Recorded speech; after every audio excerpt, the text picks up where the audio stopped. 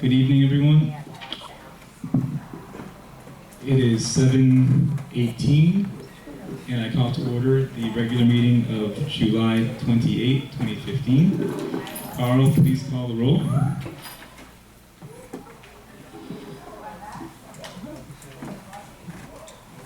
Doug. Here. John. Here. Hayden. Here. Lewis. Here. Carl. We have a call. Hold on a second. So how many? Is there someone on the phone? I'm gonna try to call.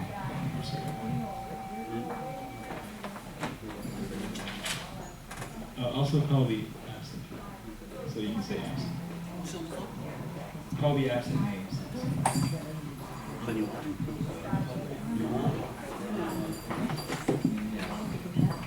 Absent. Wendy. Absent. Marcio. So far absent, but I'll keep trying. Okay. We do have a quorum. So let me begin with the first item on the agenda, which is the approval of the minutes of the previous meetings.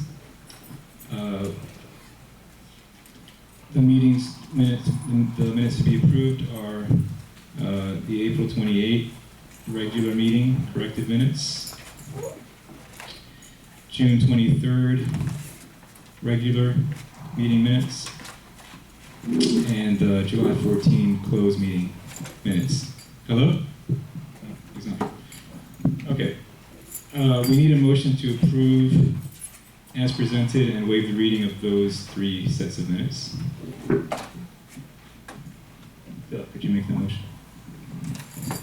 Make a motion to waive the minutes. The three. Three. The three again are April 28th regular, June 23rd regular, and July 14th closed. So Doug made the motion to approve and waive the reading. Do we have a second? I will second it. Any objection? No objection.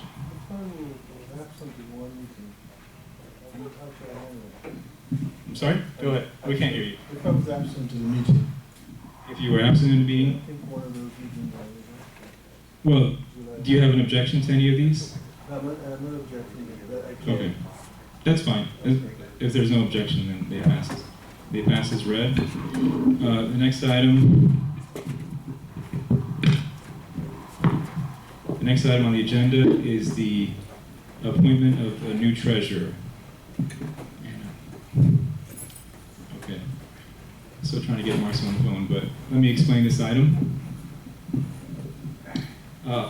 Marcio Jespan informed me some time ago that due to his schedule, he is not available to serve as treasurer. But in addition to that, and more importantly, the membership, as you may recall, back in February, was it February? I believe it was February or March. It was either February or probably March. I think it was actually March. Reaffirmed the existing bylaws rule that executive officers of the board must be residents of International Village. So that would disqualify anyone who is not currently a resident of International Village. Marcio Jespan, of course, is an owner, but he does not actually live on the premises. So we need to appoint a replacement who actually is a resident as well as an owner. So I will ask for nominations for the position of treasurer to replace Marcio Jespan. Does anybody have a nomination that they would like to make? I actually would like to nominate Luis Jimenez, who is our newest board member. He joined the board back in February, and in addition to being an owner, he is also a resident. And I think he has done quite a good job on the board since he joined. So I would like to nominate Louis to take the position of treasurer if you would accept. Louis accepted. I second. Hayden seconds. I don't think for nominations you technically need a second, but I will note it in the minutes just in case. And Hayden seconded. So, are there any other nominations for the position of treasurer? Hearing none. Congratulations. Thank you, Louis, for volunteering.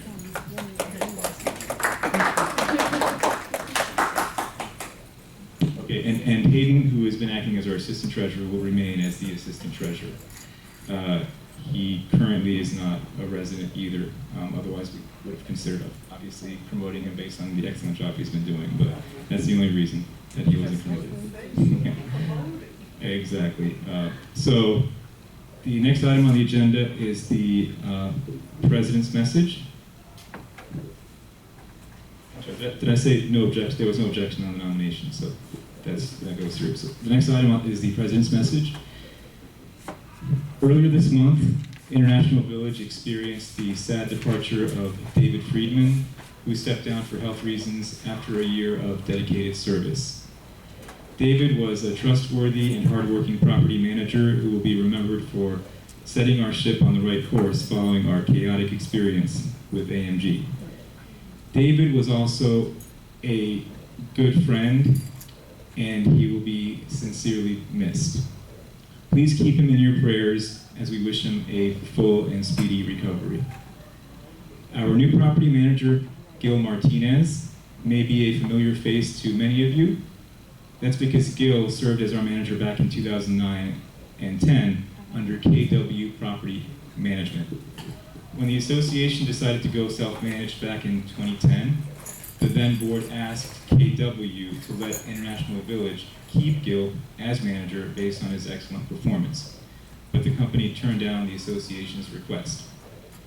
After David informed us that he would be leaving, we reached out to Gil and were happy to find out that he was not only available, but excited about the prospect of returning to International Village. Gil has an impressive background in condo association management, having served as property manager at a number of high-end properties in Broward and Miami-Dade counties. He has also worked as an accounting manager in the airline industry and served 20 years on his own condo association board. We're excited to have Gil rejoin the International Village family, and we look forward to working with him to keep the association moving in the right direction. Please join me in welcoming him back.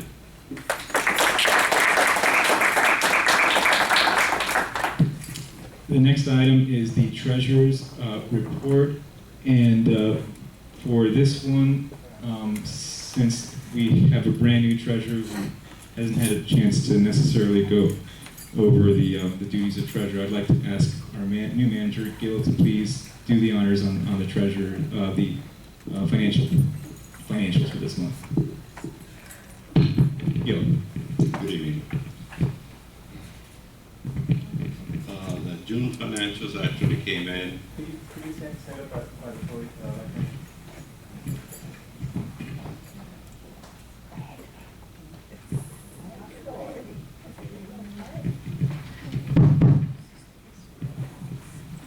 Actually, the June financials came in.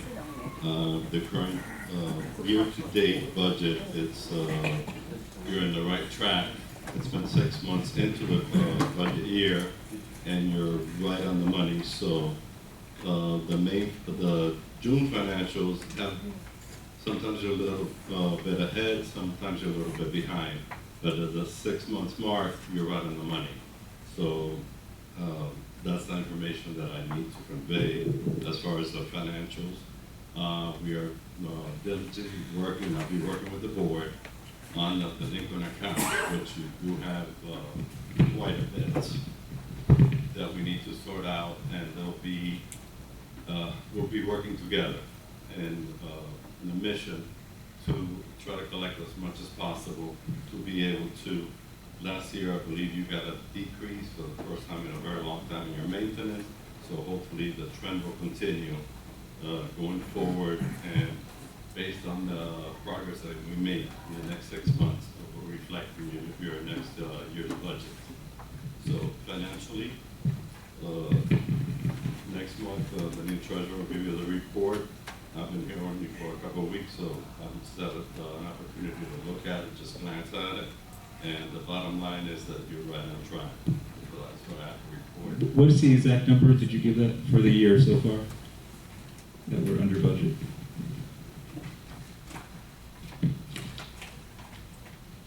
Uh, 24 cents. Okay. Thank you. 24 cents? 24 cents. Oh, Hold on, cents. You're right on target. I think that. I think you said 24 cents. Oh, wait a minute. So Hayden is, You know? well, as you all know, there's different ways of accounting. And Budget is. wait, you said 25. Oh. Okay, we're on track. We'll double check that for you guys. So the next item, stay up there, Gil, for the manager's report.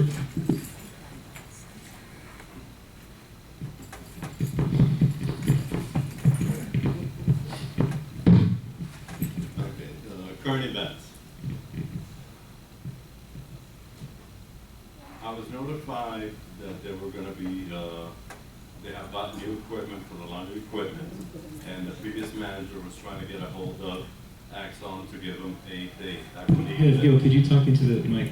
Yeah, we're not hearing. The previous manager did not have a date because they were supposed to remove the washers in June, but they had a logistic issue and it was belonged to July. And it was posted July 31st. I got a phone call from Exxon on Monday, and they notified me that today they'll be sending, or they did send, 3 trucks with 8 workers, and they have removed all the washers and dryers in all the buildings except the Yorkshire and the Orleans, which they'll come back tomorrow, and they'll remove those, and then the new people, we have had our washers and dryers on storage, they'll come back, the new people will be here to replace the ones that we removed today. So hopefully we're looking at Friday as a deadline for that transition to happen. So you will be enjoying your laundry facility once again, and this time with a brand new washer and dryer, as you saw and just the clubhouse, they have a sample of whatever you purchased, which is very, very nice. So it's going to be an upgrade, however you want to look at it. It's just we have to go through a transition, and we were notified as soon as we were notified yesterday. We posted an East George one personally to each building and notified or posted the proper notice for each building. It's a little chaotic anytime you have a transition like this. So all I would ask is for you to bear with us, and hopefully by the end of the week you'll be happy in that sense. Gil, before you move on to the next item, could you explain about the cards, the smart cards?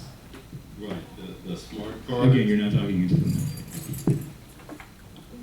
I haven't received them yet, so I don't have that much information on the cards. I'll be getting them tomorrow morning. And there was my understanding that they were going to bring me 1,000 cards, so we will be replacing the existing. How are they going to be reloading them? Do we have a loading machine up? Right, they're going to be bringing, along with the new washer and dryers, they're going to be bringing replacing the one that Exxon has at this time in the lobby. And once you're issued your new card, you'll be able to load money into it. They have to recalculate the machines and both the ones in the clubhouse and the individual machines. But the way people are going to be issued the card is to go to the machine, correct? It's not that they were going to be coming in the mail, right? I mean, we say they're issued. How are they issued?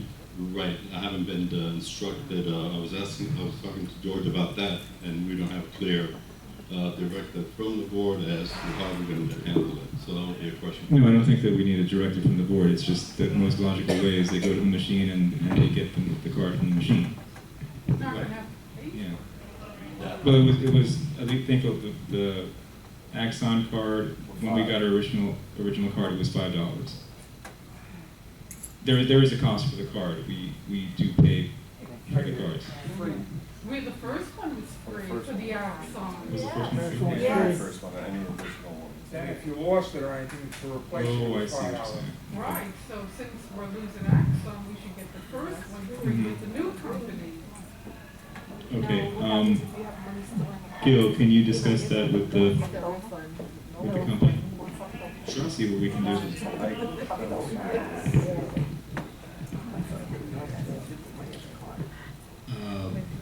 Some arrangements probably were made by the previous manager, so if you could just find out exactly what he told them as far as that goes. Right. If there was a fee for the card or not, and what that would be. I'll look into that. But we're hearing that last time around when Axon came in, apparently, and I don't recall that, but even though I was here, I don't recall that it was free, but apparently it was free, so maybe you could work that out with them. We'll make that a point, we'll work on it. Following, the other, we had,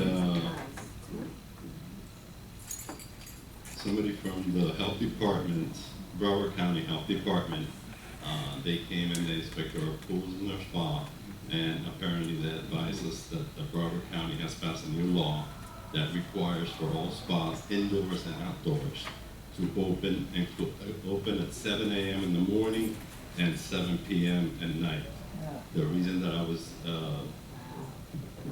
when we asked about it, it's due to the lighting issue. That's been an issue in Dade County, it's been an issue everywhere. But we did receive an official visit from the health department, yes. I was just told from Elwood that the indoor jacuzzi is grandfathered in and that one can stay open until, what is it, 10 o'clock. It's only for hours. The rules is only for hours. All the When he time. spoke to me earlier, he told me it included both, it included indoors and outdoors. So that was a miscommunication from Mr. Elwood to me. So, it's that Health how, department, I do in this space with the. that makes more sense because if their issue is the lighting. The lighting, a lot of, they have a lot of accidents in Florida. Right, That's the like I place said, they only keep the spot outside for 7 to 7. no, it makes sense, it makes more sense now because outside you don't have any lighting, the same rule applies to the pool area. So, Size, okay. I'll retract my original statement, it's only this only applies to the outdoor, spa. Yes. I don't understand why they made that new rule. What's the issue with lighting? Lightning. No, lighting. They want to cover themselves and protect themselves and protect the public. And any pool is considered, that's why they regulate it, the health department does. And unfortunately, if you take a chance, if you're using it and they come on site and they don't announce their inspections or visits, so they can show up at any time, and if it's after 7, even though there's light right now, because we're going through that little change of a season, they will shut down your spot, and the association will get fined. So it's not really, has nothing to do with the board or management or anything. It's a health department. Those are their rules, and we have to follow it. Why don't we put more lights up? Oh, there's that would resolve it. You know, it's as of now, since we do not have any lighting, we have to comply with the rules and regulations that require us to do not use outdoor spa after 7 p.m. Okay. Other than that, we did receive from the County of Lauderhill the 2 notices for the 40-year recertification of the St. Marie the Zurich Tourists and nothing. and 9. You had done 10 previously successfully, and we received the official letter from the city, and the 2 remaining buildings that he just mentioned, we have 90 days to comply with their inspection report. We have already contacted Mr. Murat, which is the gentleman who did the previous 10 for you, and he'll be doing it at the same price.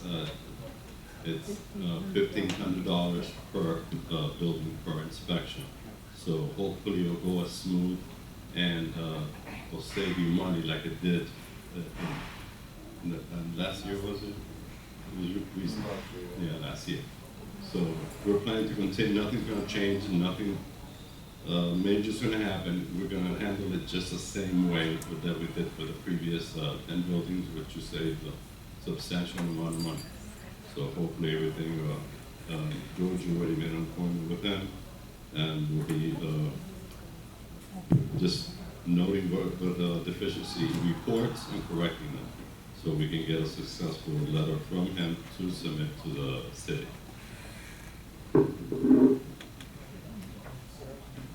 And then, since I was hired directly by the board and David is no longer with us, Campbell Property Management will continue. We had several meetings with them to continue handling the financial part of the management.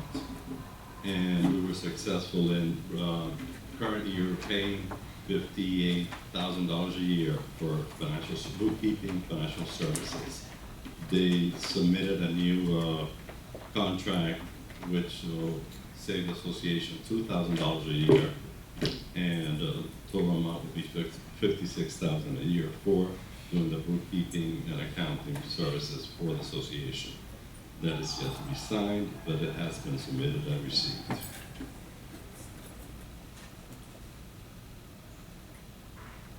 There was an inspection. I need to work with George. You did an annual fire inspection, which the company came back and gave you a lot of deficiencies, and they're very broad.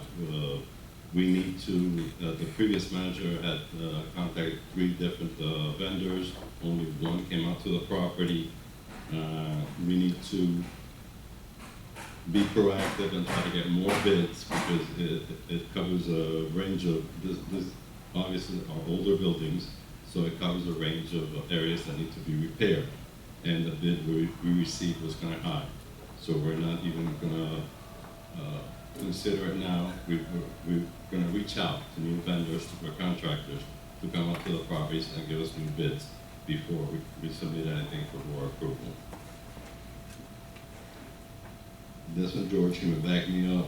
I have walked the property and toured the property around with him as far as the landscaping.